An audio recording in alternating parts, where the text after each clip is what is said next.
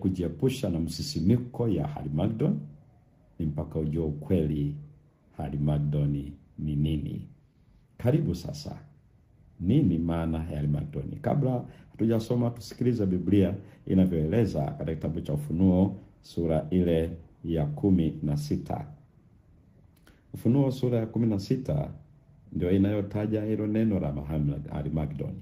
Lakini ili tuweze kufahamu kwa undani ni nini maana yake hasa, ni vizuri tukaanza sura hiyo ya 16 lakini aya 12 mpaka ile aya ya 16. Na hapa ninasoma Ufunuo 16 aya 12 hadi ya 16.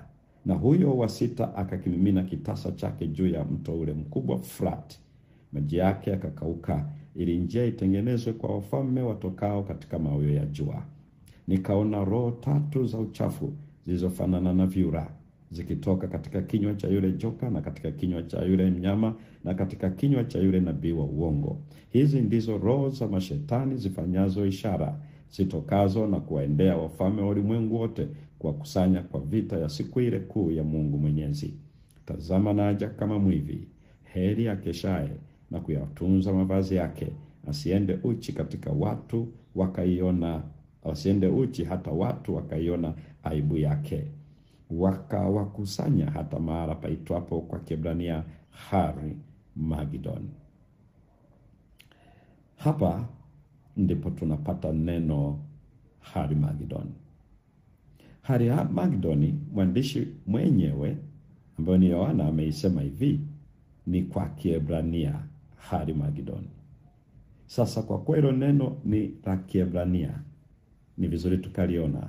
Jambo la kwanza, Harmagedoni ni nini katika lugha ya Kiebrania? Harmagedoni ni muunganiko wa maneno mawili. La kwanza inaitwa har na la pili inaitwa Megiddo. Linaweza likawa lina maana kadha wa kadha, lakini Harmagedoni ni neno ambalo limetokana na hayo maneno mawili, Harmagedon kwa maana Megiddo, alafu na hari. Hari ni neno linalomaanisha mlima.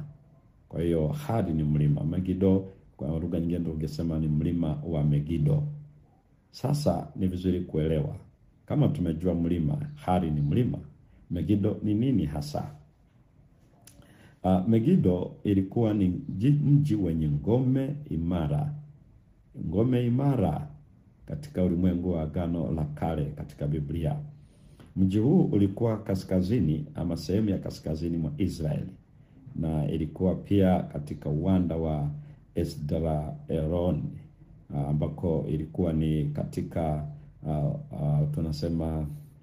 tunasema pale mianzo ya milima mikunjo ya mlima Karmeli.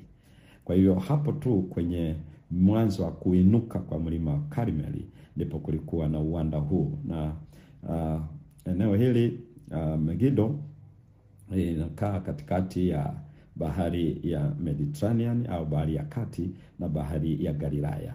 Hapa ndipo unapata kijiografia. Kwa hivyo tutaona kwa nini anataja kwa Kiebrania Harmagedoni wakati Megiddo lenyewe hakuwa mlima bali ilikuwa ni uwanda. Kwa nini Yohana wa Patmo anatumia lugha hiyo? Hebu tuangalie kwanza kinini kilikuwapo katika uwanda huu wa Megiddo. Hapa kulikuwa na njia kuu, highway. Ilikuwa ni njia kuu kutoka Misri kwenda Dameski. Na hapa ilikuwa ni eneo la kimkakati sana katika vita ndani ya ulimwengu wa Agano la Kale. Vita mahususi na muhimu sana vya umwagaji damu vikatili katika historia ya ulimwengu wa Agano la Kale, hasa hususan kwa taifa la Israeli, vilipiganwa katika eneo linaitwa Megiddo. Nitajia tu baadhi ya vita hivyo, angalau vitatu muhimu. Kwanza ni pale Barak pamoja Baraka pamoja na Debora walipoingia vita kupigana na Sisera, majeshi ya wakazi wale. Na hiki ni kitabu kile cha Waamuzi sura ya 5 aya 19 hadi aya 20. Vita hii ilipiganwa katika uwanda wa Megiddo ambako jeshi la Bwana lilipata ushindi na damu nyingi zilimwagika. Hii ni kipindi ambacho nabii mke Debora alipoandamana na Baraka vitani kama matokeo ya ombi la Baraka aliyekuwa mwamuzi wakati huo. Hii ilikuwa ni ushindi mkubwa kwa jina la Bwana, lakini ilikuwa ni vita iliyohusisha umwagaji damu mkubwa katika uwanda wa Megido. Vita nyingine ya pili ilipiganwa eneo hilo ni vita ambako mfalme Ahazia, mtawala wa Yuda, aliuawa na jemadari wa jeshi anaitwa Yehu. Habari zimetajwa katika Wafalme wa Pili sura ya 9 na ile aya 27. Mnakumbuka miongoni mwa watu ambao nabii Elia kabla hajaondoka alipewa maagizo na aliyatoa kwamba aweze kufanya mambo matatu. Mojawapo ya yale matatu ilikuwa ni kumchukua Elisha mwana wa Shafati awe nabii mara pake, lakini kingine ilikuwa ni kumchukua Yehu ambaye atakuwa mfalme. Na unaona jambo hili Elia ingawa aliondoka hajalikamilisha, lakini Elisha alilifanya, na ndio maana unaona katika vita hii Ahazia alikuwa ni mtawala wa Yuda. Ndani ya kipindi chake kulikuwa kuna mahusiano ya kidiplomasia na utawala wa kaskazini, yale makabila 10 ambao yalikuwa wakati huo. Mfalme alikuwa ni Yoram aliyekuwa ni mtoto wa Ahabu, na kwa sababu ya usika na ushawishi wa Yezebeli, haya ya imani na dini ya kweli katika Israeli ya kaskazini ilikuwa mbaya. Utakumbuka ya kwamba mwaka 722 iliangukia mikononi mwa Ashuru kabla ya Kristo mwaka 722. Sasa kitendo cha kuunganisha Yuda pamoja na Israeli, yani makabila ya 10 ya kaskazini, ilikuwa ni chanzo kibaya mno katika jambo zima linalohusu imani ya kweli katika Yuda. Kwa hiyo unaona Yehu alichukua hatua hiyo na kutekeleza jambo hilo. Vita hii ilipiganwa katika bonde hili la Megido ama uwanda wa Megido, na umwagaji damu ulifanyika hapa. Unaweza ukaona mfalme Ahazia akiuawa. Ilikuwa ni vita iliyo kwenye rekodi na iliyoleta umwagaji pia wa damu mkubwa, uwanda wa Megido. Vita nyingine ya tatu ambapo inaweza kurekodiwa hapa na imewekwa wazi ni ile vita ambako Yosia, mfalme mwana matengenezo mkubwa, ambaye aliingia kwenye utawala akiwa na umri mdogo, lakini aliyevipiga vita, aliyefanya matengenezo makubwa, lakini katika uwanda huu wa Megido maisha yake yalikoma. Alikutana katika vita na mfalme Farao Neko wa Misri, na mfalme huyu yakawa ndio maisha yake yamefikia mwisho. Habari zake ziko wazi katika kitabu kile cha Wafalme ya Pili ile sura ya 23 aya ya 29 hadi aya ya 30, lakini pia kitabu cha Zekaria sura ile ya 12 aya ya 11. Kwa hiyo uwanda wa Megido unazo rekodi nyingi zinazotisha. Ndugu msikilizaji na mtazamaji, katika neno hili la Bwana ninachukua nafasi hii kukukaribisha utafakari. Kwa hiyo ikiwa Megido inasimama katika uwanda huu na yenye rekodi ya vita vya namna hiyo, unaanza kuona kwa nini Yohana anataja Megido. Kwa hiyo tumeiona Megido kwa mara ya kwanza inatajwa ikionyesha aina ya vita mbaya zaidi katika Israeli ya Agano la Kale vilivyopiganwa katika uwanda wa Megido. Kwa hiyo anaposema wanakusanywa wakati wa mwisho katika Harmagedoni, alijua Yohana msomaji atarejelea historia baada ya kujua inahusiana na vita. Kwa hiyo inachukua usikivu wetu, sio vita ya kawaida iliyoko mbele yako na mbele yangu. Jambo la pili, tunajuaje kwamba hii vita sio kama hiyo iliyopiganwa wakati huo wakina Debora na Baraka, wakati wakina Yehu na Ahazia, wakati wa Yosia na Farao Neko? Kwamba tunajuaje hii sio vita inayohusu kutoka damu? Watu wanatumia silaha, wanatumia labda mishale, wanatumia mkuki, wanatumia bunduki, wanatumia mabomu ya nyuklia, na watu wengi wanapofika hapo wanadhani ya kwamba labda hiyo vita inayopigana Mashariki ya Kati hiyo, wanaangalia leo Hezbollah, wanaangalia Israeli, wanaangalia vuguvugu la Irani. Kwa ujumla Mashariki ya Kati haijatulia. Lakini wengine wanapoona Ukraine na Russia wanaweza wakaendelea kutaja vita kadha wa kadha, wanaona kama Harmagedoni inajongea. Kwa maana yao ni kwamba kuna vita, ndio maana mpaka wanafikia wanasema vita kuu ya 3 ya dunia, ambayo baadhi ya wahubiri wameita Harmagedoni. Lakini tunataka kufahamu hii vita ilipiganwa katika uwanda wa Megido katika historia hiyo. Yohana anaitaja vita Harmagedoni, na halafu wanaokusanya ni nani? Kwanza tuangalie, unawezaje ukajua kwamba Harmagedoni inawakilisha sio vita ya kimwili? Ili uweze kufahamu ukweli huo, lazima uende mstari wa 12 Ufunuo sura ile ya 16.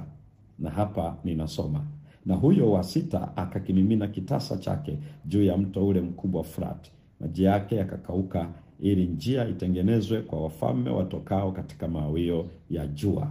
Sasa kuna kitu cha kwanza cha kukifahamu hapa, ili kujua ni Megido ni eneo halisi au limetumika kuwakilisha. Ili tuweze kufahamu, jambo la kwanza ni mto Frati, kwa sababu huyu ni malaika wa 6 na mimina kitasa. Tutaja kuona series itakayofuata, sehemu itakayofuata ya somo haya. Huyu malaika anamimina kitasa juu ya mto ule mkubwa, mto Frati. Sasa ni vizuri kufahamu mto Frati ni nini. Mto Frati katika Agano la Kale, ninarudia jambo hili muhimu sana.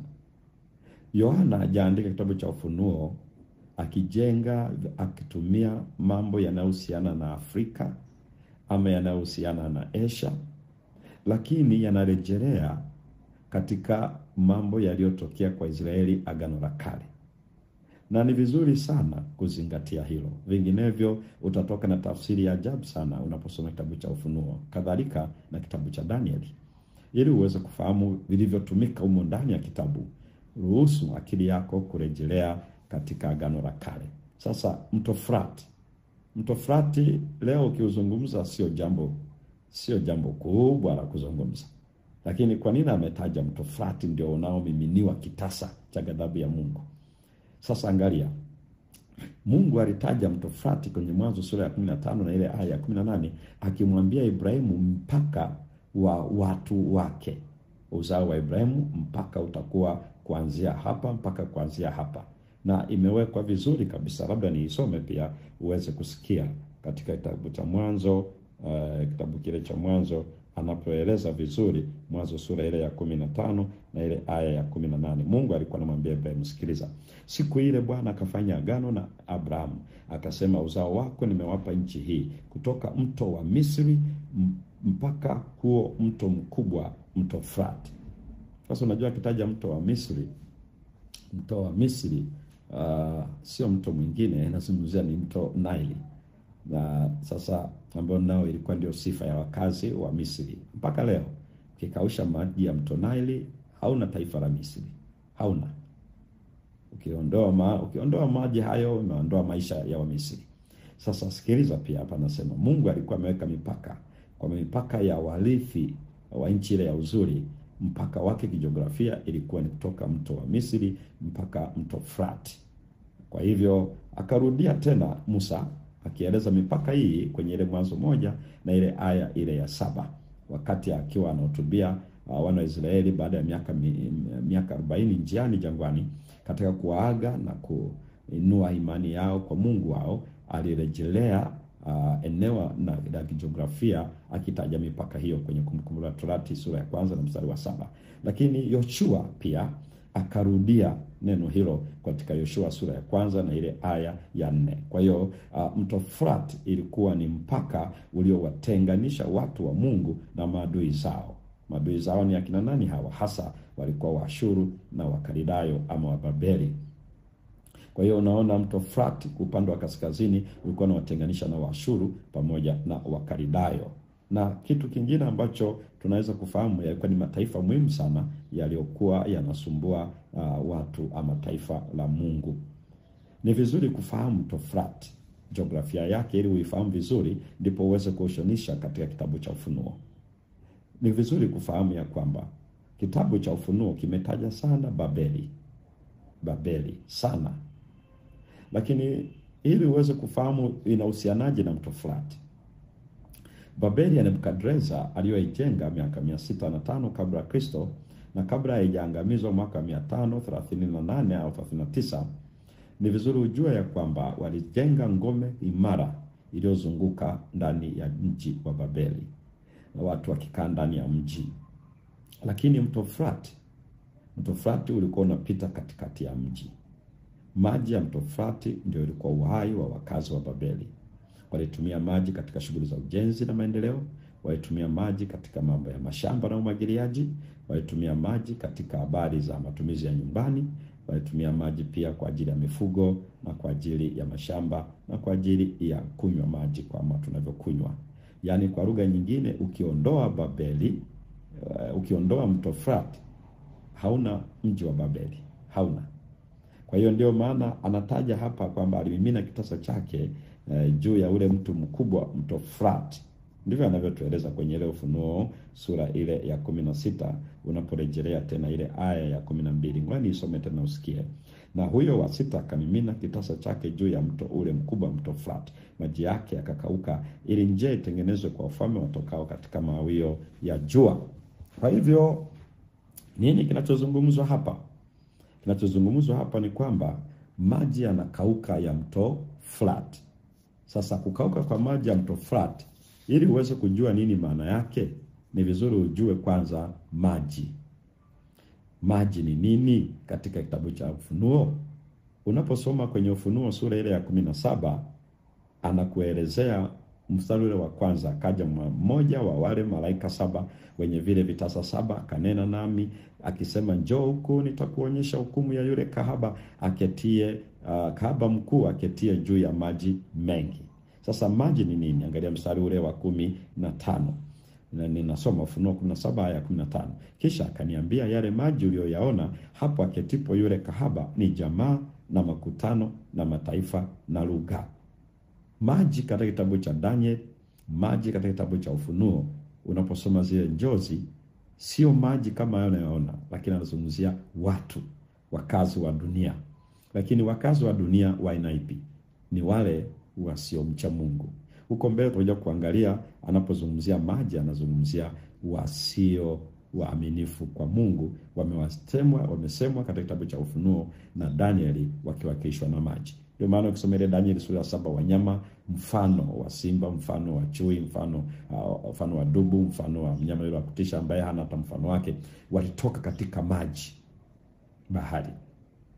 Na unaona pia kwenye Ufunuo 13 ile mnyama anayetoka bahari, majini, ana mfano wa sifa zile zile za wanyama wanne wa Danieli sura ile ya 7. Maana kwenye Ufunuo 13 aya ya kwanza hadi ya 4 inataja vizuri huyo mnyama. Alikuwa mfano wa chui, kinywa chake kama cha simba, miguu yake kama ya dubu. Kwa hiyo unaona wanatajwa wakiwa na uhusika ule ule wa Danieli sura ile ya 7. Kwa hiyo unaposoma maji, ni vizuri ujue yanahusiana na watu.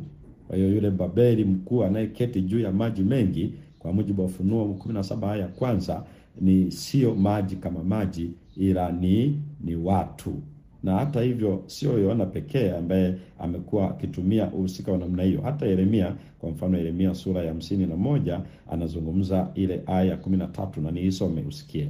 Ewe ukaae juu ya maji mengi, uliye na hazina nyingi, mwisho wako umewadia kadiri ya tamaa yako. Hapa Mungu alikuwa anatoa ujumbe kwa Babeli, kwa sababu maji ya mto Frati ulikuwa unapita Babeli, na ndio ilikuwa uhai wa Babeli. Sasa ndio maana unaona lugha ya nabii Yeremia anasema unayeketi juu ya maji.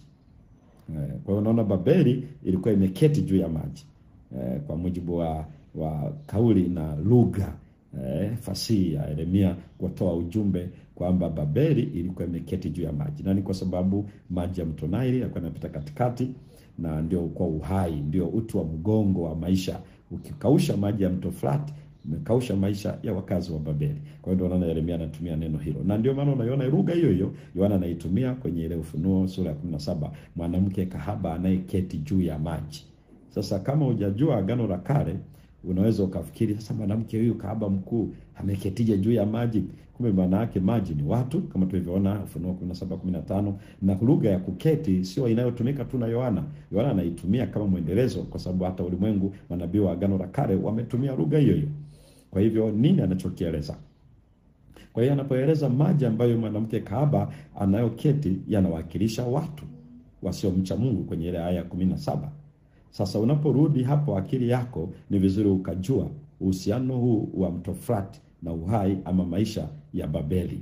Na unajua Yohana ametumia sana Babeli katika kitabu cha Ufunuo. Kwa hivyo anaposema maji ya mto Frati yalikauka, na ni lugha ile ile pia. Unaposoma katika historia, ili Babeli ianguke, wakati huo aliyekuwa anasimama pale kama mtawala alikuwa anaitwa Belshaza, kwenye ile Danieli sura ile ya 5. Sasa ukiangalia katika historia, iko wazi sana namna ambavyo Babeli ya Belshaza ilivyowekwa mikononi mwa Wamedi na Waajemi. Kitu ambacho walikifanya Wamedi na Waajemi, walichimba mfereji unaochepusha maji ya mto Frati yanayoingia ndani ya jiji la Babeli. Sasa kitendo cha kuchepusha maji unapunguza kina.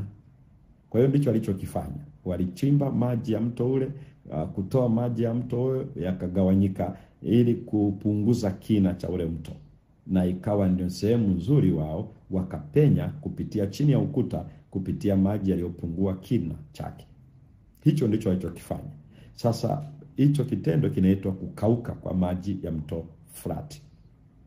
Lakini ni vizuri pia ujue kwamba sio lugha ya sasa hivi. Manabii wametumia lugha hiyo wakiashiria kitu kikubwa sana. Unaposikia kukauka kwa maji, ni ashirio jambo kubwa sana. Katika Agano la Kale, kukauka kwa maji ilikuwa inawakilisha utendaji wa Mungu katika kuokoa watu wake na kuwarudisha katika nchi yao. Na wanarejelea, jambo la kwanza linalorejelewa ni ile Kutoka 14 na ile aya 21 hadi 22, wakati Mungu alipokausha maji ya bahari ya Shamu, Israeli wakapita nchi kavu. Kwa hiyo ili Waisraeli watoke utumwani, Mungu alikausha bahari ya Shamu, akaweka njia wakapita. Kwa hiyo unaona katika uelewa wa Agano la Kale, inapokauka maji, Mungu anawarudisha watu katika nchi ya urithi wao. Lakini pia katika kitabu kile cha Yoshua sura ya 3 na ile aya 13 na 14 hadi 17, Mungu tena akafanya jambo kubwa, akakausha maji ya mto ule ambao unaitwa mto Yordani. Mto Yordani wakati huko umefurika kabisa. Saa hizi unaweza ukauona katika jiografia, unaweza ukaenda Israeli ukauona Mashariki ya Kati kwa sababu ya mabadiliko ya hali ya hewa, lakini ulikuwa sio mto wa kawaida wakati ule, na haikuwezekana katika hali ya kawaida kuupita, hasa kipindi hicho ambacho jeshi la Israeli walivuka.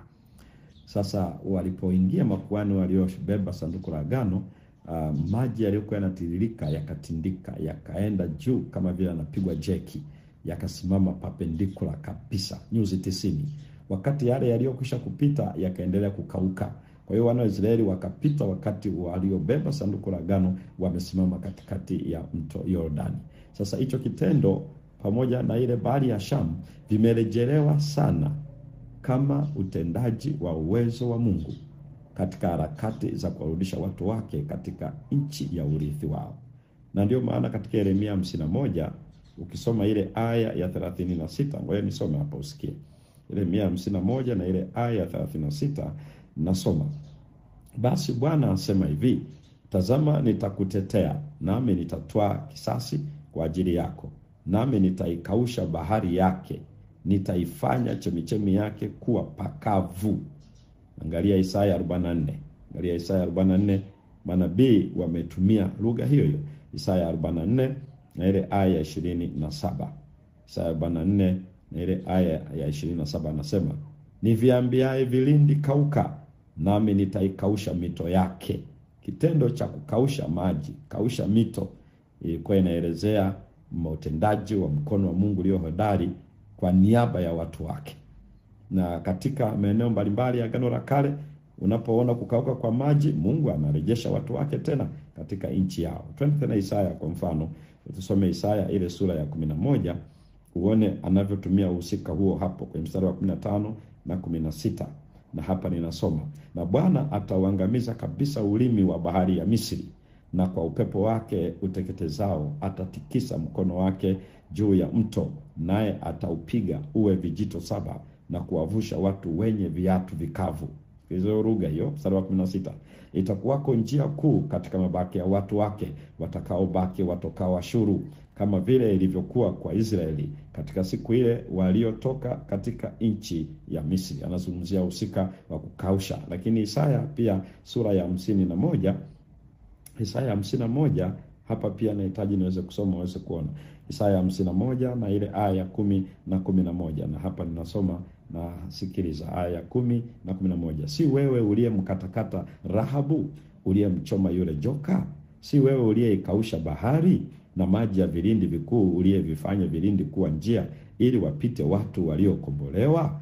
11. Nao waliokombolewa na Bwana watarejea, watafika Sayuni wakiimba, furaha ya milele itakuwa juu ya vichwa vyao. Watapata shangwe na furaha, huzuni na kuugua zitakimbia. Na ndio pia hata ukienda kwenye ile Isaya 51, ukienda Zekaria 10 aya ya 10 hadi 11 utakutana na jambo lilo lilo. Kwa hivyo kukauka kwa maji ya mto Frati katika Ufunuo 16 aya 12 inatoa mwangwi juu ya hukumu ya Mungu kwa Babeli ya kale, kama ambavyo manabii wa Agano la Kale kina Isaya walivyozungumzia kukausha kwa maji ili mto Frati. Na kitendo cha kukausha maji ya mto Frati alikuwa anazungumzia kuinuka kwa Jemadari Koresh ambaye alikuwa ni kiongozi wa Wajemi na kuangamiza mamlaka ya Babeli, na iko wazi katika Isaya 44 ile aya 27 hadi 28. Pengine labda niisome Isaya 44 mstari wa 27 hadi mstari wa 28. Isaya 44 mstari wa na nilikwisha isoma hapa, nirudia hapa nikusijaisoma, ndio 27 na 28. Isaya 44 anasema, niviambiaye vilindi kauka, nami nitaikausha mito yako. Alisikiliza 28, nimwambiaye Koreshi mchungaji wangu, naye atayatenda mapenzi yangu, hata ataunena Yerusalemu utajengwa, na hilo hekalu msingi wako utawekwa. Kwa hiyo wakati anazungumzia kukaushwa kwa maji ya mto Frati, ilikuwa ni kuja kwa utawala wa Medi na Wajemi chini ya Koresh, na anamuita kama masihi wake ama mchungaji wake, ambaye kwa mara ya kwanza, na bahati nzuri imeandikwa vizuri kwenye kitabu cha Ezra, ndiye aliyetoa amri ya kuwapatia uhuru wa Israeli kutoka utumwa wao kurejea tena, kwa maana taifa la Yuda warejee katika nchi yao.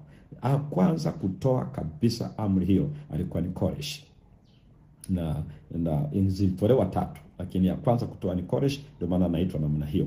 Kwa hiyo wakati manabii wanazungumzia habari za kuja kwa Koresh miaka 200 kabla hajazaliwa kwake, hii ni ajabu. Mungu ni ajabu sana, anajua maisha yako, anajua maisha yangu. Hata hii tunayozungumzia Harmagedoni, ndio maana ameiandika. Anafahamu nini kinakuja, na anataka tuweze kufahamu na kujiandaa. Kufahamu ukweli kuhusiana na Harmagedoni ni kutokuwa na kwikwi, kutokuwa na hofu, kutokuwa na msimuko, kutokuwa na wasiwasi. Lakini pia ukisoma katika Yeremia 50 aya 35 hadi 38 utakutana vivyo hivyo. Yeremia 50 aya 35 hadi 38 utaona pia lugha hiyo hiyo ikizungumzwa, 35 hadi 38. Nasoma, upanga huu juu ya Wakalidayo, asema Bwana, na juu ya wakao Babeli, na juu ya wakuu wake, na juu ya watu wake wenye hekima. Upanga huu juu ya hao wajisifuo, nao watapumbazika. Upanga huu juu ya mashujaa wake, nao watafadhaika. Upanga huu juu ya farasi zao, na juu ya magari yao ya vita, na juu ya watu wote waliochanganyika ndani yake, nao watakuwa kama wanawake. Upanga huu juu ya hazina zake, nazo zitaibwa. Sangalia mstari wa 38, ukosefu wa mvua huu juu ya maji yake, nayo yataukausha, maana ni nchi ya sanamu za kuchongwa, nao wameingiwa na wazimu kwa ajili ya sanamu. Ukienda mstari Yeremia 51 anazidi kufafanua hicho anachokisema. Yeremia 51 aya 36 hadi 37. Angalia kile Yeremia anachozungumzia juu ya habari hiyo, 36 na 37. Basi Bwana asema hivi, tazama nitakutetea, nami nitatoa kisasi kwa ajili yako, nami nitaikausha bahari yake, nitaifanya chemichemi yake kuwa pakavu, na Babeli utakuwa magofu, makao ya mbwa mwitu ajabu na mazomeo, pasipo mtu wa kukaa huko. Kwa hiyo anazungumzia kukauka kwa maji na kurejesha kwa wana Israeli kama tokeo ya kukauka kwa maji. Kwa hivyo kama tulivyoona ni kwa kuchepusha maji ya mto Frat, Wamedi na Wajemi askari wakaingia ndani ya mji, na Dario akatawala baada ya Belshaza kuuawa, na ikawa ndio mwisho utawala wa Wakalidayo, na Wamedi na Wajemi wakasimama wakitawala dunia. Kwa hiyo wakati anazungumzia maji Frati yakakauka kwa pigo lililotoka kwa Mungu ili wafalme watoka maoyo ya jua waweze kuja, ni lugha ambayo anakurudisha pale Babeli na mto Flat na ukaukaji wa maji katika bahari ya Sham, katika mto Nile, katika mto Jordan, na jinsi pia ambavyo manabii hasa Yeremia pamoja na Isaya walivyotumia utendaji huo wa Mungu katika kuandaa watu wake na kuwarejesha katika nchi yao kutoka utumwani. Kwa hiyo anguko la Babeli ambao walikuwa ni watesaji wa Mungu ilikuwa vinaeleza kutolewa kwa wana wa Israeli na kutoka kwa unyanyasaji na kurejea kwa watu wake. Ukisoma pia Yeremia sura ile ya 50 33 hadi 34 utaona lugha hiyo hiyo ikitajwa. Yeremia sura ya 50 33 hadi 34. Nisome pia usikie. Sikiliza anaposema, Bwana wa majeshi asema hivi, wana wa Israeli na wana wa Yuda wameonewa pamoja, na wote waliowachukua mateka wanawashika sana, wanakataa kuwaacha. 34. Mkombozi wao ni hodari, Bwana wa majeshi ndio jina lake. Yeye atawatetea kwa bidii, apate kuistarehesha nchi na kuwasumbua wakao katika Babeli. Hicho ndio kinachozungumzwa. Sasa vipindi vinavyofuata tutaangalia nini maana ya wafalme watokao mawio ya jua. Kwa leo iache tu vizuri kwa sababu tuko hasa kujua Harmagedoni ni nini. Nikurudishe tena kwenye Ufunuo sura ile ya 16 ambako tunaendelea kuona muunganiko uliopo. Hapa sasa nataka uone Harmagedoni ni kwa Kiebrania, lakini ina nini hasa kwenye kipindi hiki cha mwisho, na alafu vita kuu ya Bwana. Ngoja tukurudi tena kwenye Ufunuo sura ya 16, halafu tusome aya ya 13. Baada ya kuona aya ya 12, twende aya ya 13 uone. Nikaona roho tatu za uchafu zilizofanana na vyura. Yaani hapa ni baada ya kukausha Babeli, mto Flat, baada ya kukausha mto Flat. Sasa anaona roho tatu za uchafu. Naendelea kusoma. Nikaona roho tatu za uchafu zilizofanana na vyura zikitoka katika kinywa cha yule joka na katika kinywa cha yule mnyama na katika kinywa cha yule nabii wa uongo. Angalia mstari wa 14. Hizo ndizo roho za mashetani zifanyazo ishara zitokazo na kuwaendea wafalme wa ulimwengu wote, kuwakusanya kwa vita ya siku ile kuu ya Mungu Mwenyezi. Angalia mstari wa 15. Wakawakusanya hata mahali paitwapo kwa Kiebrania Harmagedon. Sasa angalia hapa, kwa mara ya kwanza kuna mnyama anaitwa nabii wa uongo.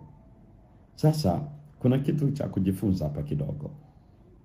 Kwenye Ufunuo sura ya 19 na ile aya ya 20 unaona mnyama na nabii wa uongo wanatupwa kwenye ziwa la moto. Tena anasema alimo joka. Halafu kwenye Ufunuo sura ya 20 mstari wa 10 unaona joka anatupwa kwenye ziwa la moto. Sasa hii ni nini? Na hapa zimetajwa hizo ni roho tatu za uchafu zinazofanana na vyura. Kwenye Ufunuo sura ya 12 na Ufunuo 13 ndipo kwa mara ya kwanza kitabu cha Ufunuo kinaleta ushirika huu mtatu wa kishetani kwenye jukwaa la pambano kuu kati ya nuru na giza, kati ya Kristo na shetani, kati ya wema na uovu. Kwenye Ufunuo 12 inamtaja joka. Baada ya vita hiyo unaona kwenye Ufunuo 12 mstari wa 17, akamkasirikia mwanamke akaenda afanye vita na uzao wake waliosalia wazishikao amri za Mungu na kuwa na ushuhuda wa Yesu, naye akasimama juu ya mchanga wa bahari. Kwa hiyo Ufunuo sura ya 12 inamtaja joka ambaye ndio muasisi katika ushirika huu mtatu wa kishetani. Kwenye Ufunuo 13 inaanza na mnyama anayetoka majini. Nikukumbushe kidogo. Kwenye Ufunuo sura ya 12 unaona joka akiwa kwenye mchanga wa bahari. Kumbe alikuwa pale akisubiri mnyama anayetoka baharini.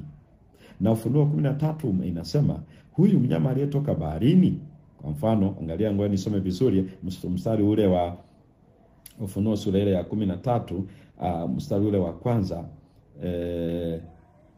Kisha nikaona mnyama akitoka katika bahari mwenye pembe 10 na vichwa 7, na juu ya pembe zake ana viremba 10, na juu ya vichwa vyake majina ya makufuru. Sasa hapa anamueleza yule mnyama anavyofanana na kila kitu hapo, lakini nataka uone mstari ule wa 4, wakamsujudia.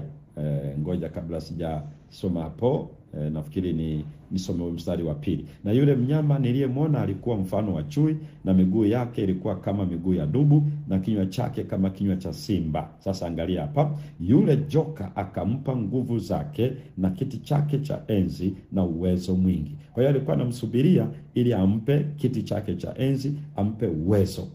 Sasa hapa anatajwa mnyama anayetoka majini. Lakini unaposoma Ufunuo hiyo sura ya 13, kuna mnyama mwingine anatoka nchi kavu. Mstari wa 11 mpaka mstari wa 18. Na sasa cha ajabu, huyu anayetoka nchi kavu, huyu ndio Biblia inaeleza mstari wa 13, naye afanya ishara kubwa, hata kufanya moto kushuka kutoka mbinguni uje juu ya nchi mbele ya wanadamu. 14, naye awakosesha wale wakao juu ya nchi kwa ishara zile alizopewa kuzifanya mbele ya huyo mnyama, akiwaambia wakao juu ya nchi kumfanyia sanamu yule mnyama aliyekuwa na jeraha la upanga, naye akaishi. 15, akapewa kutia pumzi katika ile sanamu ya mnyama, hata ile sanamu ya mnyama inene, na kuwafanya hao wote wasiosujudu sanamu ya mnyama wauawe. Sasa hapa kuna ushirika mtatu ndipo unawekwa kwenye jukwaa. Joka moja, halafu ushirika wake wa kwanza anakuwa ni mnyama anayetoka majini. Tuliangalia majini katika Ufunuo sura ya 17 aya 15 ni watu. Kwa hiyo ni mamlaka inayotoka katika mfumo wa wakazi wa dunia wasiomcha Mungu. Halafu kuanzia mstari wa 11 inataja anayetoka nchi kavu. Huyu anayetoka nchi kavu naye anatumia uwezo wa yule mnyama wa kwanza. Sasa unaona ajenda yao ni moja. Kwa hiyo mwenye ajenda ni joka, lakini anarithisha mnyama anayetoka katika maji, na alafu huyu anayetoka nchi kavu anatekeleza ajenda ya mnyama wa kwanza. Na cha ajabu, wote wanaposujudu, Biblia inasema watu wanajikuta wanasujudu joka. Wao wanafikiri wanasujudu mnyama, kumbe anayesujudiwa ni joka. Angalia ule mstari wa 4 Ufunuo sura 13, lugha inayotajwa hapa. Angalia vizuri hapa 13 mstari wa 4 Ufunuo. Wakamsujudu yule joka kwa sababu alimpa huyo mnyama uwezo wake, na wakamsujudu yule mnyama wakisema, ni nani afananaye na mnyama huyu? Tena ni nani awezaye kufanya vita naye? Kwa hiyo ibada wanapofikiri inaenda kwa mnyama, kumbe ukweli ni huu, inaenda kwa joka. Kwa hiyo hapa ndipo ushirika mtatu unatajwa wa kishetani: joka, mnyama na mnyama anayetoka nchi kavu. Sasa hapa kwenye Ufunuo 16 anatajwa nabii wa uongo. Joka ndiye ameanza kutajwa. Angalia vizuri Ufunuo ile sura ya 16 na ile aya ya 13. Narudia, nikaona roho tatu za uchafu zilizofanana na vyura zikitoka katika kinywa cha yule joka, na katika kinywa cha yule mnyama, na katika kinywa cha yule nabii wa uongo. Kwa lugha nyingine ni kwamba huyu nabii wa uongo amepewa uhusika mwingine muhimu. Kwenye Ufunuo 13 ameitwa tu mnyama aliyetoka nchi kavu mwenye pembe 2 mfano wa mwana-kondoo, lakini anena kama joka. Haya yote yaacha tu hivyo, vipindi vitakavyofuata tutakuja kuviona. Kwa hiyo hapa amepewa uhusika mwingine akitambulishwa kama nabii wa uongo. Lakini kwa nini amesema vile? Sikiliza, amesema mstari wa 14 kwenye Ufunuo 16, hizo ndizo roho za mashetani zifanyazo ishara zitokazo na kuendea wafalme wa ulimwengu wote, kuwakusanya kwa vita ya siku ile kuu ya Mungu Mwenyezi. Oho, tukishajua ukweli huo tunafahamu ndio maana anaitwa nabii wa uongo. Sasa nabii amefahamika katika Biblia Agano la Kale kama muonaji aliyekuwa anapewa mafunuo ya Bwana, mapenzi ya Mungu, alivyo Mungu na wanadamu walivyo, na hitaji lao kwa Mungu na kubadilika kwao kama matokeo ya kuitikia ujumbe. Kwa hiyo waliitwa waonaji, manabii. Sasa huyu mnyama anayetoka nchi kavu hapa anaitwa nabii wa uongo. Lugha yake ni nini? Anafundisha, anahubiri, anatenda mambo ambayo ni kama vile yanatoka kwa Mungu. Lakini Biblia ya Ufunuo inasema hivi, ni nabii ndio, lakini wa uongo. Kwa hiyo na maana anachotabiri, anachohubiri, anachofundisha hakitoki kwa Mungu. Kwa hivyo ndio maana huyu mnyama wa namba 3 anapewa usika wa nabii wa uongo. Kwenye Ufunuo sura ya 13 amesema atafanya ishara. Atafanya ishara hata kuagiza moto kushuka kutoka juu uje kwa mbele za wanadamu. Kwa hiyo ndio maana unaona hapa anaitwa ni wa uongo. Anafanyaje? Anadanganya. Ndio maana ameelezwa kwenye kitabu cha Ufunuo sura 16, ndizo roho za mashetani, mstari wa 14, zifanyazo ishara zitokazo na kuwaendea wafalme wa ulimwengu kwa kuwakusanya kwa vita ya siku ile kuu ya Mungu Mwenyezi. Kwa hiyo zinafanya ishara. Lakini ishara hizo ni zipi? Ishara hizo ni ishara gani hizo? Ameeleza kwenye mstari ule wa Ufunuo sura ya 19 na ile aya ya 20. Ona wanavyotajwa hapa. Anasema hivi, yule mnyama akakamatwa na yule nabii wa uongo pamoja naye, yeye aliyezifanya hizo ishara mbele yake, ambazo kwa hizo aliwadanganya watu wale walioipokea ile chapa ya huyo mnyama, nao walioisujudia sanamu yake. Hao wawili wakatupwa wangali hai katika lile ziwa la moto liwakalo kwa kiberiti. Kwa hiyo anafanya ishara ndio, lakini ishara gani? Za uongo. Ndio maana imetajwa roho chafu, wanaofanya ishara za uongo. Ndio maana anaitwa nabii wa uongo. Na kwa nini anafanya hizo ishara? Ili kudanganya. Neno ishara ambayo inatajwa hapo ni semeino, na uwakilisha kitu fulani. Anafanya hizo ishara ili kudanganya. Kwa hiyo anafanya ishara ama anafanya miujiza. Maana ni semeino, maana yake ni ishara, maana yake ni miujiza. Hilo neno hilo semeino. Sasa anafanya ili kuwasadikisha watu wajue yanatendwa na Mungu, kwamba Mungu anawapenda watu wake. Ndio maana anawaondolea magonjwa, ndio maana anawapatia uchumi mzuri, na yoyote tunayoweza kueleza katika ulimwengu huu kama mahitaji yanayotutoa kwenye dhiki, kwenye shida.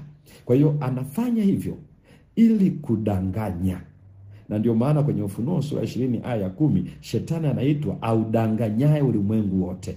Na ametajwa kwenye Ufunuo 12 ile aya 9, joka, ibilisi na shetani audanganyaye ulimwengu wote.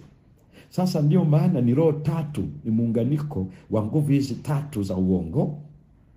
Joka na lugha, joka na mnyama na nabii wa uongo, na zinashirikiana kufanya uongo, udanganyifu, ishara za uongo, miujiza, maajabu na ishara za uongo. Na wanafanya hivyo ili kujenga ushawishi, watu wakubali, waone ni Mungu ndiye anayetenda hayo. Kumbe Mungu hahusiki kabisa. Na kwa sababu hiyo ndio maana anaturudisha tujue jambo hili. Na unajua Yesu alizungumza kwenye ile Ufunuo sura, kwenye Mathayo sura ya 4, akijibu lile swali ambalo wanafunzi walimuuliza, ile swali la 3, tuambie mambo haya yatakuwa lini na ni dalili ya kuja kwako ni ya mwisho wa dunia. Yesu alizungumza kitu cha ajabu sana. Kwenye mstari wa 4 na wa 5 akasema, jihadharini, maana watatokea makristo wa uongo na manabii wa uongo, nao watadanganya wengi. Akarudia kwenye Ufunuo, kwenye Mathayo 24 na ile aya ya 11. Anazungumzia yale yale. Ngoja nisome usikie. Unajua ni vizuri kujua kwamba wakati wa mwisho jambo litakalo kuja kwa kasi sana. Angalia mstari wa 4. Yesu akajibu akamwambia, angalieni mtu asiwadanganye, kwa sababu wengi watakuja kwa jina langu wakisema mimi ni Kristo, nao watadanganya wengi. Angalia mstari wa 11, Mathayo 24. Na manabii wengi wa uongo watatokea na kudanganya wengi. Akarudia tena mstari ule wa 23 na mpaka mstari wa 25. Wakati huo mtu akiwaambia, tazama Kristo yupo hapa ama yuko kule, msisadiki. kwa maana watatokea makristo wa uongo na manabii wa uongo, nao watatoa ishara kubwa na maajabu, wapate kuwapoteza kama yumkini hata walio wateule. Akasema mstari wa 25, tazama nimekwisha kuwaonya mbele. Kwa hiyo Yesu anaeleza udanganyifu itakuwa ni ajenda kubwa mno ya utatu wa kishetani, joka, mnyama na nabii wa uongo. Ni ajenda kubwa mno itakayochukua maelfu, mamilioni ya wakazi, wakiwemo wanaojiita Wakristo, katika udanganyifu mkubwa. Kumbuka, anaitwa nabii wa uongo, na unajua hajafikia hata kutoa ishara ya moto kutoka juu. Shetani huyo, watumishi wake watafanya hivyo, na utaona kama ni moto, lakini si moto. Tutakuja kuona huko kipindi kitakachofuata kwamba ni maajabu ya uongo. Yaani ibilisi hajawahi kuponya. Naomba unisikize vizuri. Tutakuja kuona kipindi kinachofuata. Hajawahi ponya hata siku moja. Wala ibilisi hajawahi wapa watu mali. Hiyo unayosikia hiyo. Na unajua hao wote wanaokuja hivyo wanakuja kwa jina la Yesu. Ndio maana ni changamoto kubwa sana. Yaani hali vita hasa inayotajwa hapa itakuwa ni udanganyifu. Angalia katika Ufunuo, turudi kwenye Ufunuo sura ya 16, halafu uangalie ile aya ya 13. Nikaona roho tatu za uchafu zilizofanana na vyura zikitoka katika kinywa cha yule joka na katika kinywa cha yule mnyama na katika kinywa cha yule nabii wa uongo. Kwa hivyo kinywa ni nini? Udanganyifu utatoka kwenye kinywa. Mafundisho, mahubiri. Halafu hayo mafundisho na mahubiri yatathibitishwa kwa utendaji wa miujiza, ishara na maajabu. Ndio maana wakazi wengi wa dunia hii utaona, njoo upate muujiza wako. Kama ulikuwa hujapanda cheo, utapanda cheo. Kama ulikuwa hujapata mtoto, utapata mtoto. Kama ulikuwa hujajenga nyumba, utajenga majumba. Kama ulikuwa una gari, utapata magari. Kama ulikuwa afya yako sio nzuri, kila kitu kitakuwa sawa. Kwa hiyo mtu yeyote asiyepata hivyo vyote, wanasema imani yake haiko vizuri. Njoo ukutane na muujiza wako. Na ndio maana utaona kwenye television, muda mwingi, asilimia ya muda kwenye television zao, karibu 90 na kitu, ni habari ya ishara, habari ya miujiza, habari ya maajabu na ushuhuda. Mara huyu ameshika gongo na alikuwa hivi inatembea, mara huyu nilikuwa na uvimbe, madaktari walishaangalia, lakini sasa wameenda kupima, hakuna chochote. Hiyo inakuja series inayofuata, tutakuja kuona vizuri ni kitu gani kinafanyika. Kumbuka Yesu alisema yamkini hata wateule. Hata wateule. Katika swala la miujiza, swala la maajabu, swala la ishara, hata wateule.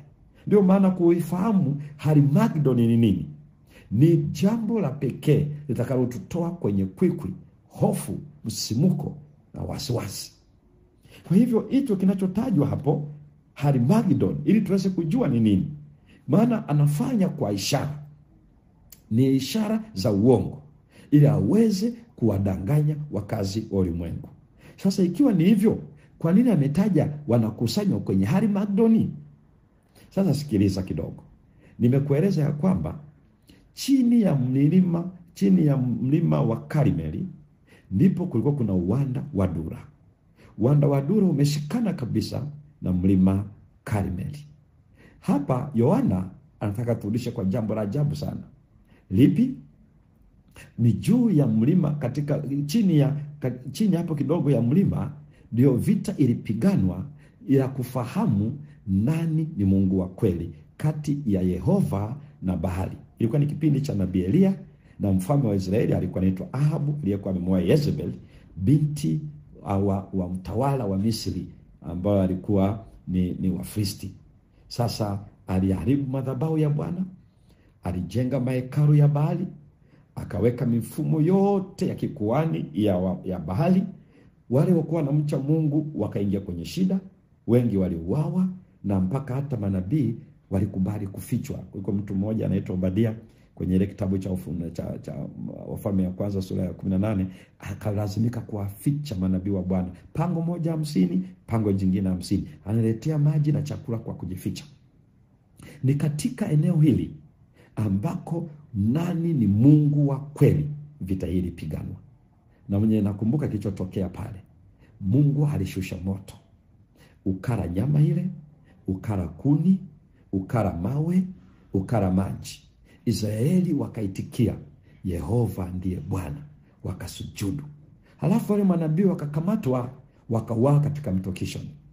Hili ni pambano lililopiganwa, nani ni Mungu wa kweli na ukweli ni upi katika Israeli. Kwa hiyo Yohana anapotaja Harmagedon, anakurudisha ile vita iliyopiganwa katika mlima wa Karmeli. Nasikiliza ndugu zangu wapendwa, hii ndio vita inayogojewa mbele yako na mbele yangu. Kwa hiyo kitendo hiki, Ahabu aliwaita wakazi wote wa Israeli kwa kauli ya Elia wakutane Karmeli ili kubaini nani Mungu wa kweli, baada ya miaka ya njaa 3.5. Na hapa Ufunuo inasema hizi roho 3 za vyura zilizofanana na vyura zikawakusanya wakazi wa dunia katika eneo linaloitwa Harmagedon kwa vita kuu ile ya Bwana.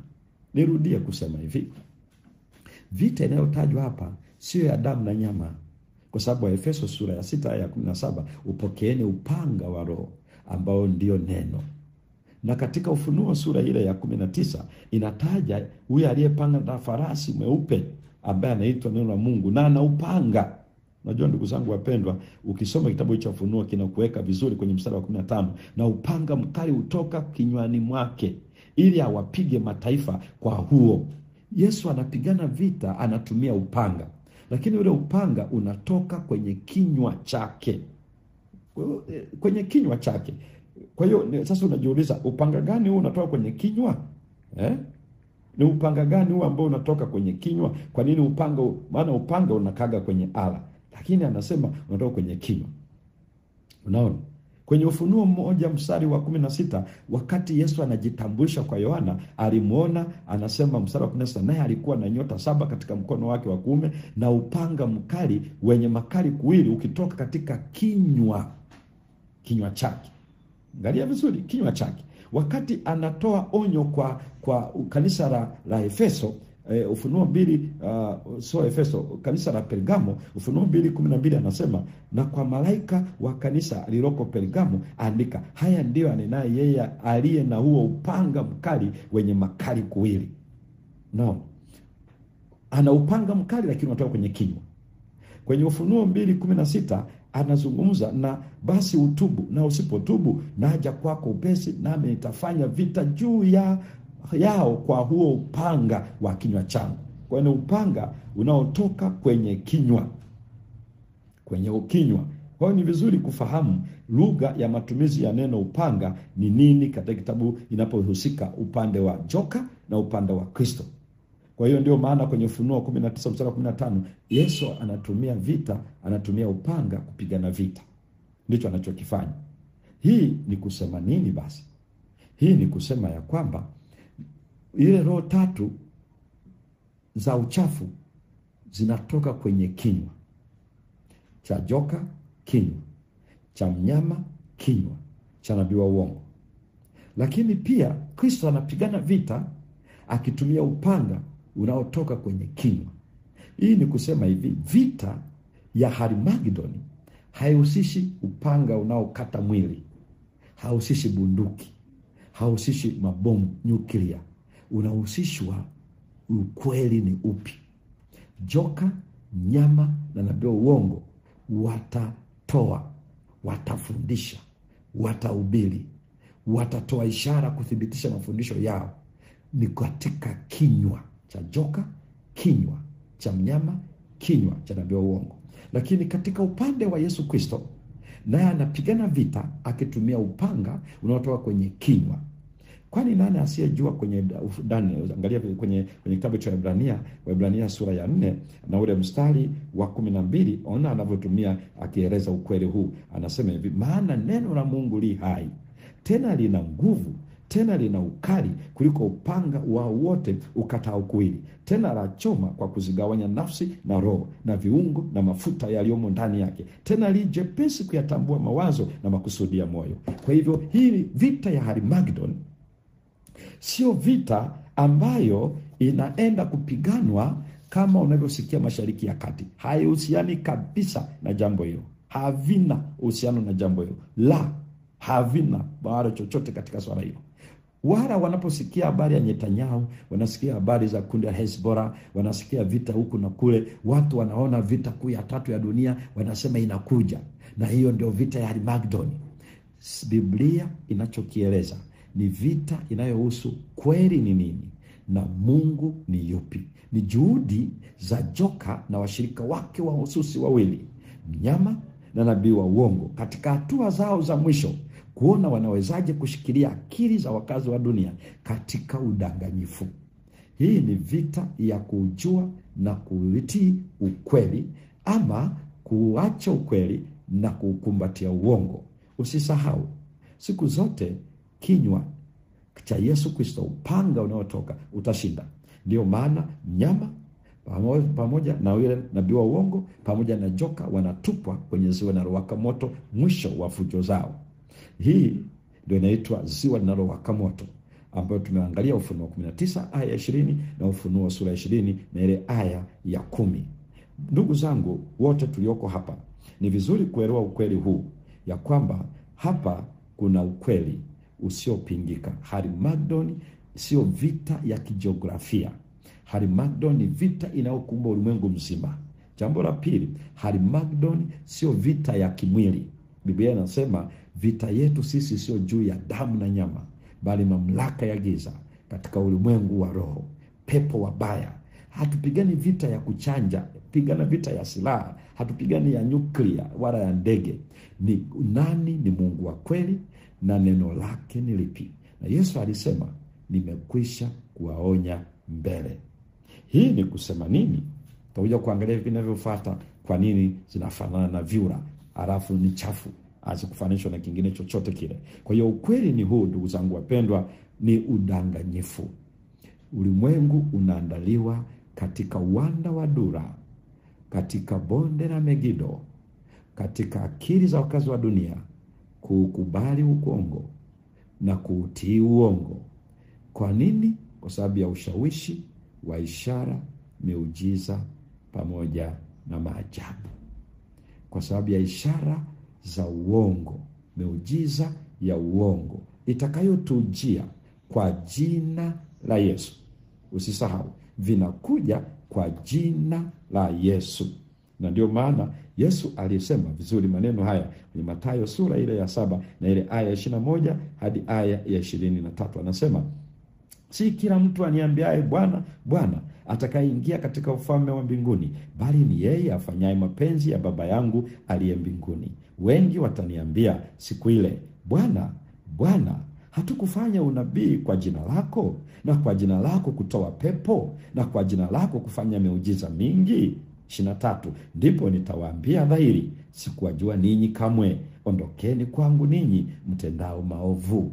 Sikiliza mpendwa, ikiwa Ukristo wako umeujenga kwenye ishara, kwenye miujiza, kwenye maajabu, umejiandaa kuwa katika upande wa ushirika mtatu wa kishetani: joka, mnyama, nabii wa uongo. Yesu alisema kwenye Yohana 17:17, watakase kwa ile kweli, neno lako ndiyo kweli.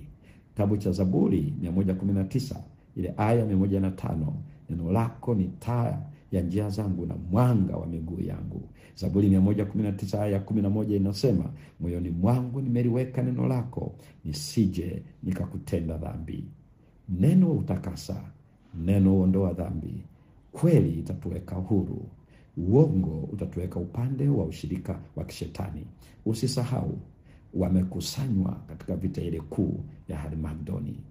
Nguvu zote za kishetani zinaenda kutumika, na ajenda ni moja tu, kudanganya. Na kwa kuwa hawawezi kupokea udanganyifu hivi hivi, nasema atumie miujiza, atumie ishara na maajabu ya uongo. Ndio maana wapendwa, jihadharini sana na yeyote anaitwa Mkristo anayeweka bango la ishara, bango la maajabu, bango la miujiza.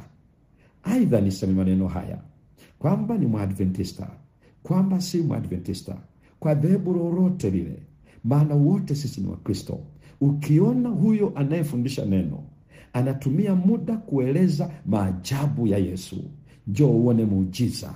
Nikiomba Mungu anaponya.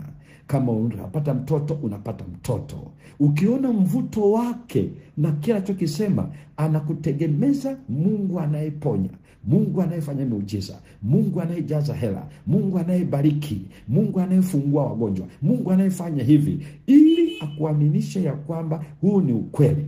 Sikiliza, chunga sana, imani yako inawekwa rehani. Utaingia kwenye kwikwi za Harimagedoni. Ni shauku ya Mungu. Tazama, nimekwisha kuwaonya mbele. Hii ndio kauli ya Bwana, amekwisha kutuonya mbele. Udanganyifu mkubwa wakati huu wa mwisho utahusu nani ni Mungu wa kweli na neno lake la kweli. Mataifa ya dunia, tutakuja kuangalia sisi inayofuata katika somo linalofuata. Mataifa ya dunia, wakazi wa dunia, wasomi kwa wasiosoma, majemedari kwa wenye cheo, ulimwengu utashikwa na adui. Adui. Ondoa imani yako kwenye ishara. Itoe imani yako kwenye miujiza. Acha kwikwi na hofu na wasiwasi na msimuko kama ishara ya kujua hawa ni watumishi wa Bwana. Amekwisha tuonya mbele. Mungu awe pamoja nawe, na ameahidi kutulinda kwa upanga utokao katika kinywa chake. Mikaeli atapigana vita na watu wake watashinda. Tutakuja kuona somo linalofuata, lakini ninachokueleza ni kwamba watakaosikia neno la Bwana watabaki kuwa salama. Sisi hatumwamini Yesu kwa sababu ya miujiza, wala hatutajenga imani yetu kwa sababu ya ishara. Watakase kwa ile kweli, neno lake ndio kweli. Mungu anafanya muujiza, Mungu anafanya watu wake, lakini hatuwezi kuitumia kama chambo cha kuvuta usikivu wa wakazi wa dunia, watuone kama watumishi wa Mungu wa kweli. Hii ikifanyika, amekwisha tuonya mbele.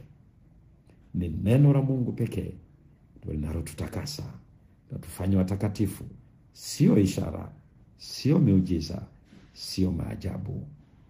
Baada ya kipindi hiki, Jumapili jioni saa 1:30 saa kama huu, tutakuwa na muda wa kujibu maswali yaliyotokana na somo hili kupitia WhatsApp group Wasafiri wa Kwenda Mbinguni.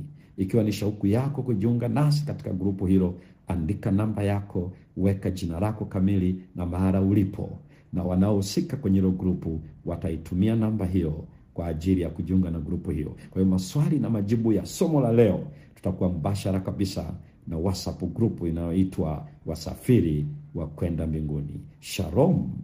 Mungu atuponye na kwikwi za Harimagedoni. Omba pamoja nami.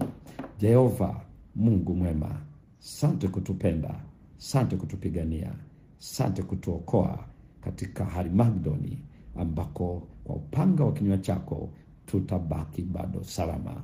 Bariki msikilizaji na mtazamaji na familia zetu tuwapo safarini hata ujapo mara ya pili, katika jina la Yesu. Amen.